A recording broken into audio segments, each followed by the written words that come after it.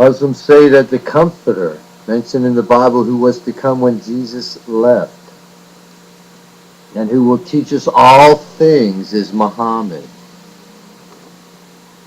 If that was true, and he was to bring glory to Jesus and be an advocate for him, then why did he disagree about our sonship? He disagreed because it is not referring to him. The passage is referring to the Holy Spirit, which is in complete agreement.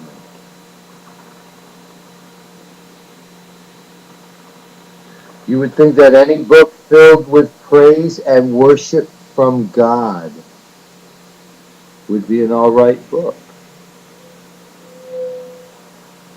However, when it's mixed in with the denial of us being part of God's family, then it's not.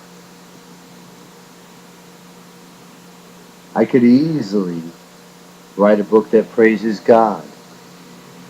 And as long as it doesn't contain any anti-Jesus rhetoric, it comes from heaven.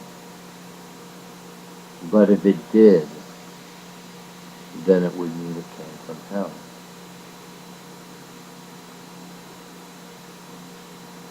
The body is a physical vessel for the mind, will, and emotions.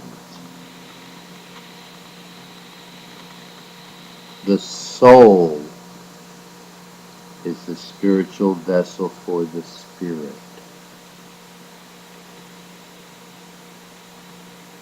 If all things are possible with God, then all physical miracles are possible.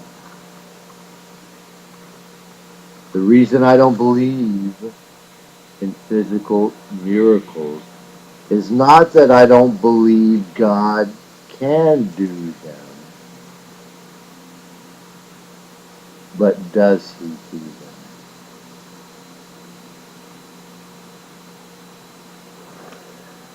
Just because something is bad for you, it doesn't necessarily make it wrong.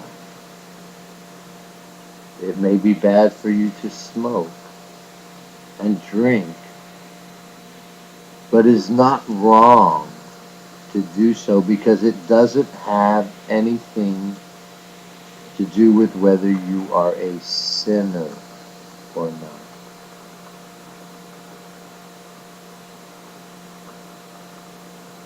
There is a preacher out there who says that people who do wrong should be locked up and have the key thrown away. Apparently, I like him more than he likes me.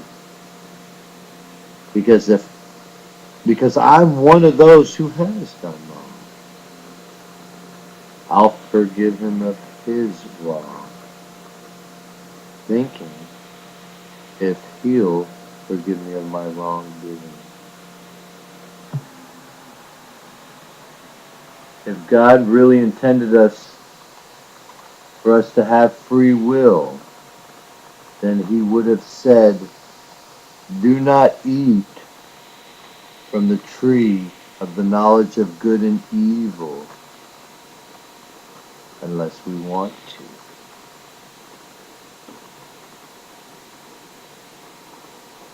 I realize that a lot of you think that I am very critical and that I disagree with almost everything the church teaches and does, but that is not true. It may seem like that because the only thing we seem to talk about is the differences between what I believe and what you believe, but the truth is, I agree with most everything believers think, but in good faith. If there is something I find that may not be right, I feel that it is my duty to point it out. And I don't need you shutting me out when I do. It would be so much easier for me just to keep my mouth shut and go with the flow and accept what you say, but then I wouldn't be who I am if I did do that. I'm willing to take your abuse and attacks only because I know what I say is right.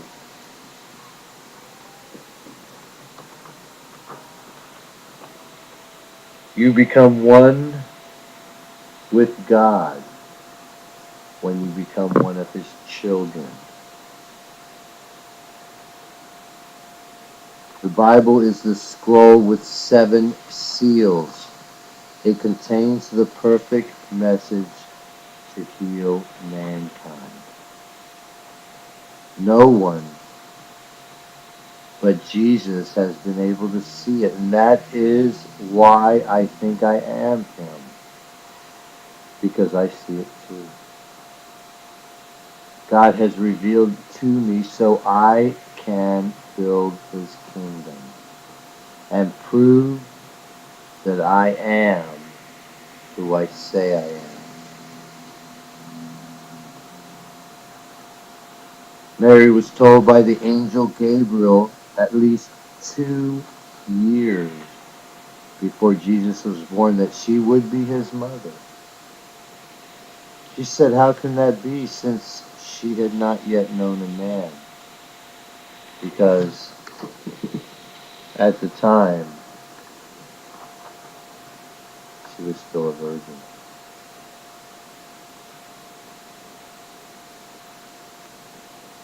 In that day, every eye will see Him. Means that everyone will spiritually see that I am who I say I am. It doesn't mean that everyone will look at me so they can scrutinize everything I do to prove I'm not.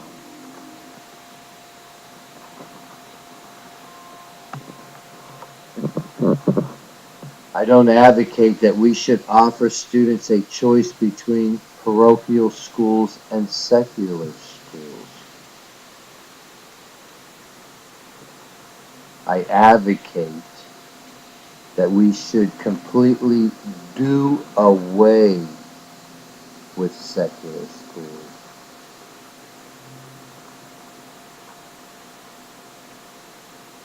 As long as you keep thanking God for letting you live another day, it shows you still have some doubt about whether or not there really is a heaven. Because if you were really sure about what you believe in, you wouldn't mind dying. A person who really believes would rather be in heaven, knowing that it is infinitely better than anything you can imagine here.